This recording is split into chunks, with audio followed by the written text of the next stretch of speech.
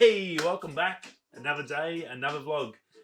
Thursday. Good to see you again. If you're over from the podcast, wherever you are, YouTube, Insta, Facebook, wherever you are, thanks for stopping by on this lovely Thursday afternoon. Got a bit to get through, fair bit of news to get through. Good news on the photos on this week's video.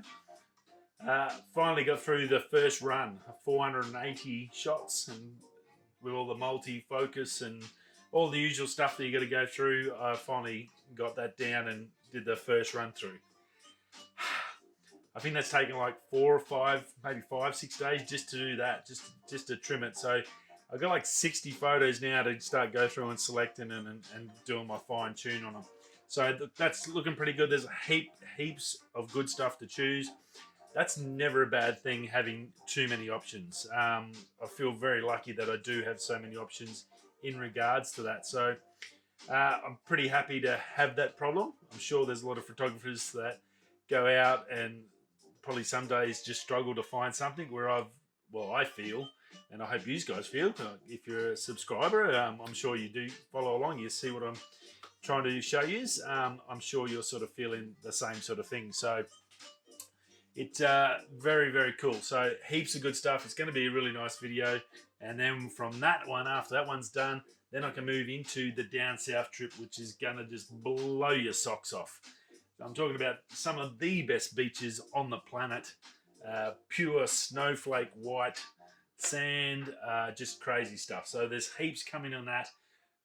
Hang around on the channel. If you haven't subscribed, hit that stuff, because I've got plenty to give you ideas and make you switch off from our crazy, crazy lives we all live. Jobs aren't much fun, so it's good to think about holidays and nice places, and hopefully I can get to show you the places here out in the desert.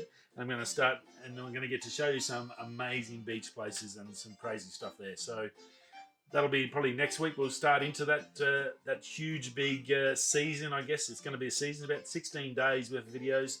So I'm sort of anticipating sort of a video per day.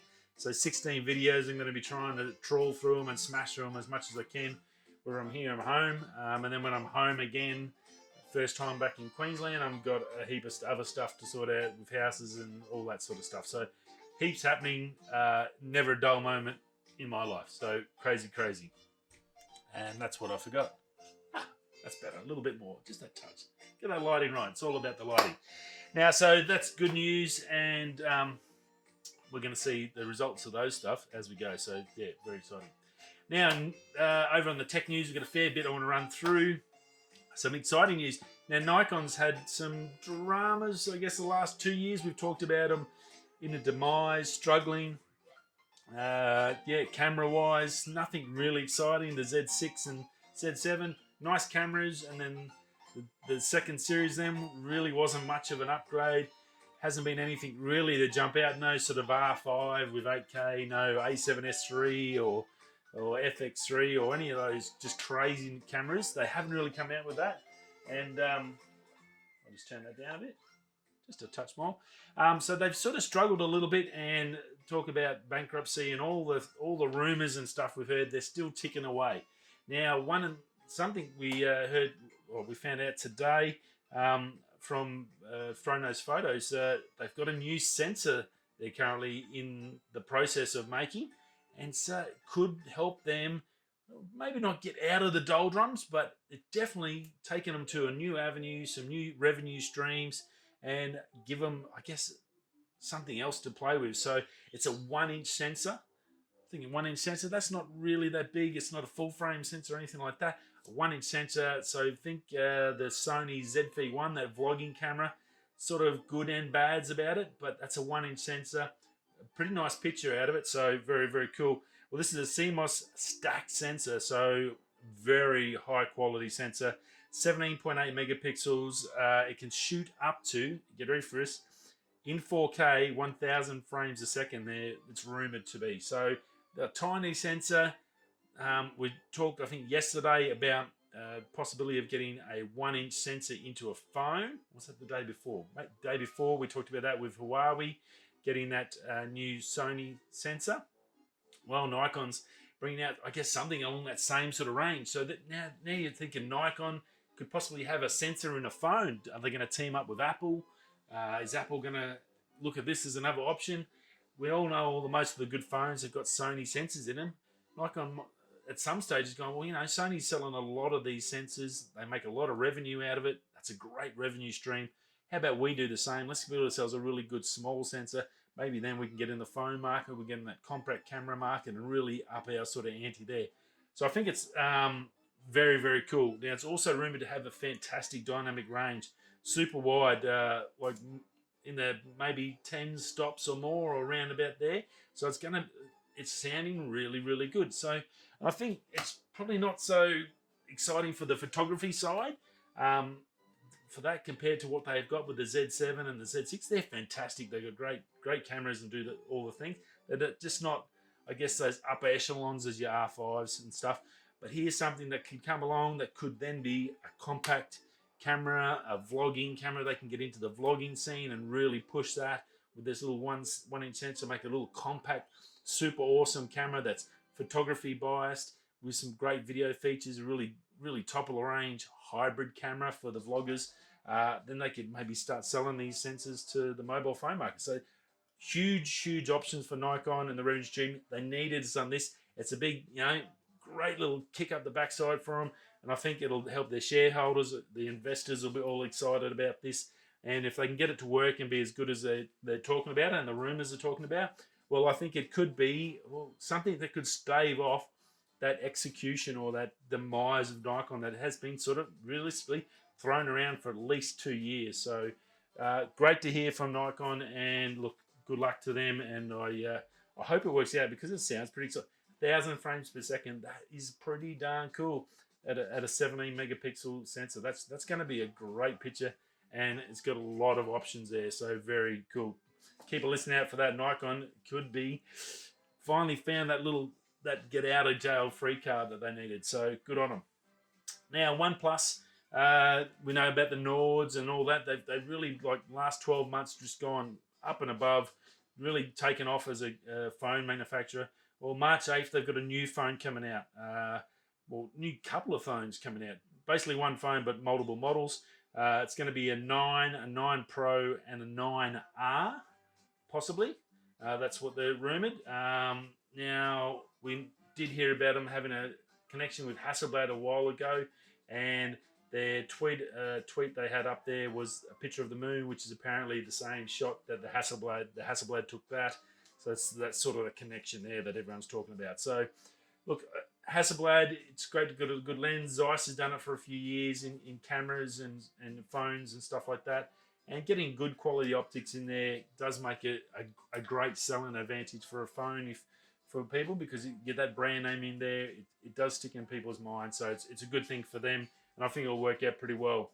Now, the Pro, some good other features about this. Other than that camera, it's going to be obviously really flash. It's going to have the 888 Snapdragon. So that's the latest Snapdragon in the Pro and the 9. So the base model is going to have the top of the range. So that's pretty exciting just to hear. But also, and obviously 120 hertz in both of them as well. The R will be the old A65 Snapdragon. But I think the most exciting thing, other than what's going to come with the Hasselblad connection, is this 45-watt wireless charging. So wireless charging, normally not super fast and fast charging. It's progressively getting a little bit quicker. But 45 watts as a wireless fast charge is pretty darn amazing. So we know about the 80 watts and all those crazy plug-in chargers that do it in 5 minutes. Well, 45 watts is going to really suck it down, but you can just basically throw it on a mat and not plug it in and do the same. So wireless charging, definitely the way forward. Probably assisting those rumours, I guess, that iPhone going no cord. I think all these phone companies down the track are probably going to go the way, and getting that wireless charging up to speed and to get it to the quality that they need is one of those things. And something on this line is definitely going to make a big difference. So 45 watt, that's going to be pretty darn handy. So March 8th, we'll talk more about that as it happens. And obviously we'll give you the full rundown of what actually come out and what they have achieved. So pretty exciting. That's a big name coming in with this startup company that's only been around for a few years, OnePlus. So they're doing great things, and it looks like they're going to be hanging around for a while and doing some more fun stuff for us. So very exciting. Now, over an Apple iPhone 13 rumors haven't stopped, I think, for the last month or so. This one was a little bit different than the purple colors and the charging. And this one, over from Lou Later, he looked at the article, and it's 1 terabyte storage in a phone. So that's pretty darn cool. You know, we can get micro SD cards and now pump up to there, the 512 gig and the 1 terabyte. So form factor is probably not, you think it's a lot, 1 terabyte, but you can see in your little SSDs, it's only a small thing in there. Yeah, add it onto the rest of the phone. It's already got all the other stuff in there that it needs, including the battery and bits and pieces. That's pretty darn cool. One terabyte, that makes a lot of storage. Probably don't need that much, but what they're saying is with the raw files and your video that the phones are taking, there's a lot more stuff coming out, and we're going to get ProRes RAW, I'm assuming, down the track with the videos. So they're doing a lot in that regards. They're a lot bigger files, so then you got the storage, and you can keep it and you can edit it all on your phone. So look, Apple's doing some amazing things in the video side as well as the photography with the RAW. I've been trying to use that as much as I can, and the only problem realistically is a lot of those HDR, the Dolby edits and stuff, you have to do it on the phone to edit it before you move it, and no one's really going to do that. I haven't tried that Rush, and I'd rather sit there on the laptop. I need to be able to do stuff. I'm a bit of an old fella, so I need to do that. But look, 1 terabyte in a phone's pretty crazy, and you know, something we haven't really seen much yet. I think I've said it a few times that they're all pretty much got the same thing. All these phone companies. It's harder now to find that next thing that's going to make the difference between your phone and the other phone. I think what they really, Apple needs to start doing, and even Samsung or the OnePluses or whatever, someone needs to put a bloody screen on the back of the phones. That's the one that sorts out your selfies. You get the best camera. You can see it. You can frame it. You can do your video when you're vlogging. I'm telling you, someone might listen to me, but it's definitely the same as the DJI and the GoPro. They've done it. That's what these phone companies need to do. You've got a little, Apple's got the square on the back of the phone. All you need to do, I'll show you, is you have a rectangle here instead of just the square cut out. And there you go. There's your little square screen. That's all you need to see. You can see exactly what's going on. Perfect. Hot tip. But 1 terabyte, that looks pretty cool. I think that will do well. It'll be expensive though. Imagine the upgrade to that. Ooh, it's going to be at least $200-300 US on top. Now, I'll leave the FPV. There's some info on the FPV that I want to talk about. Apple M1X chips. There's some rumors coming out that leaks and rumors, and apparently they've already done some testing and all the figures and facts from that. I think the biggest thing out of that from the rumors, and I think it wouldn't be too far off to take this leap. We know the M1 had, I think it was 6 and 8 core unit, and it had just ridiculous power out of that. So it was just crazy. Well, they're saying this M1X, which is possibly going to be in the Apple 14-inch, if that comes, the Apple 16-inch Pro MacBook, like mine, so the new one. So mine's definitely going to be obsolete, even though it's amazing. And the new iMacs, which you know are coming. Now, this M1X is probably going to go in those three. I don't really think it might go on the 14. I reckon they might leave it for the 16 and the iMac as like the elite power ones to get them to buy that. The 14, I think the M1 will be fine in the 14. It's still not that big a form factor to get that extra warrant. It might be an upgradable option, but I think they'll probably start with the M1, and then you might be able to go up if you want and pay the extra $400 or $500 to get the M1X. But look, they're saying it's going to be 12 core and 16 cores for the GPU. So they basically double the grunt of that M1. And everyone's already seen how insane that M1 chip is going and what it's done for the laptop industry. So that's pretty exciting. Yeah, hearing about this 14-inch again, we've heard the rumors for years on that. I don't know if that's coming, what they're going to do there, whether they're going to keep that 13-inch or actually make it logical and have a 12, a 14, a 16 instead of a 12, a 13, and a 16, which makes no sense, and it really messes up my OCD. And I'm sure anyone with OCD hates the fact that Apple's got a 12, a 13, and a 16. It's just yeah, it's just silly. Very, very silly. And very unclean, which is unlike Apple. But yeah, look, I think that's pretty exciting. So M1 X chip, we should April, I reckon, around April when they have their event, March, April, when they have, whenever it's going to happen. Probably going to be April. Give them a little bit extra time. There's heaps they've got coming out this year. It's going to be a big year again for Apple. So that could be exciting. Now, last but not least, the FPV. Ken Herron, if you haven't watched him, go check out his channel. He does a weekly chat show on drones. Very switched on guy, very nice guy, pretty honest, not a bullshit artist or anything like that. He's one I sort of look to and get some good information off drones, and he's always a reliable source, and it tells it how it is. He's all about the right training, flying the drones the right way, not trashing the drone thing and giving us a bad name. He's got his foot in the door in FPV. He's got a little bit of foot in the door in the normals, so he knows both sides. He flies them both. Well, he went out for his first flight in the FPV, and in acro mode, come down, and obviously in acro it doesn't have hover, so it doesn't hover. You've got to control it in the air. So if you come close to the ground, you can hit the ground. Now, what's happened to him? Day 2 of him owning this, and he had to pay for himself. So $3,200 drone. He's bumped the battery on when he's come down close to the ground. He's bumped it and then taken back up. It's gone up, but then the battery has failed, locked on, couldn't turn the battery off, had to pull it out of the drone to turn the drone off, and cannot turn the battery off. So he's going to have to refresh that, and he only bought the 1 year refresh, so he only gets one replacement for that year. So now he's done. So he's going to get that $200 battery for free, or realistically, you might as well put it back in the drone and go and crash the whole thing and get a whole new drone to at least get the most value out of your refresh.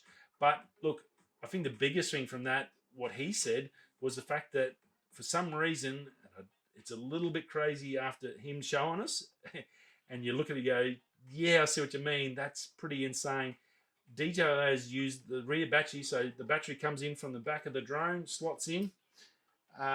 The base of the battery is 2 little nodules, and that's the feet of the drone. So when it comes down to the ground, it's hitting the battery.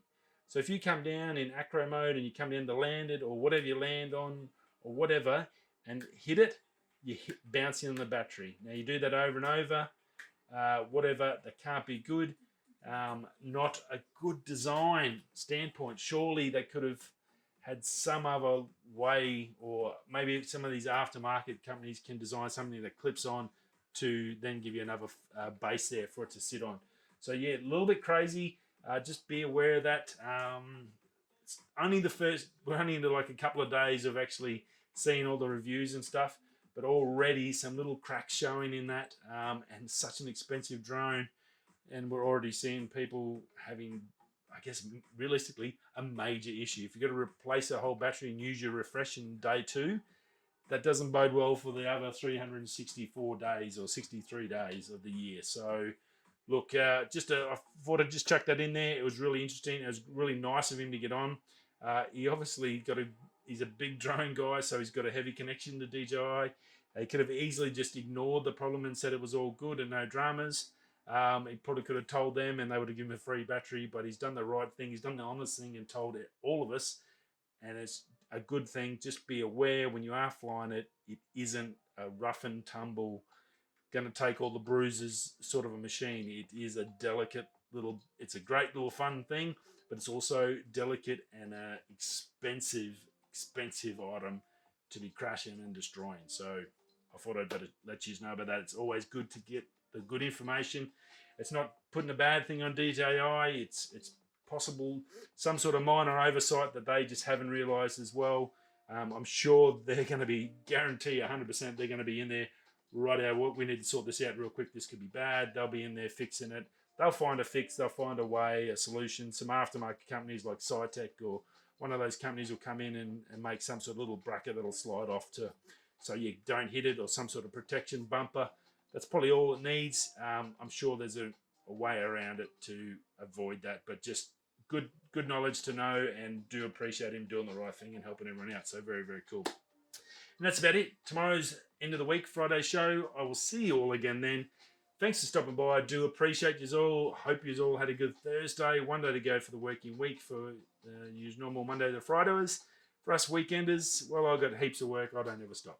Just keep rolling along. Radio, whether you're coming or going, I'll catch you tomorrow. Peace.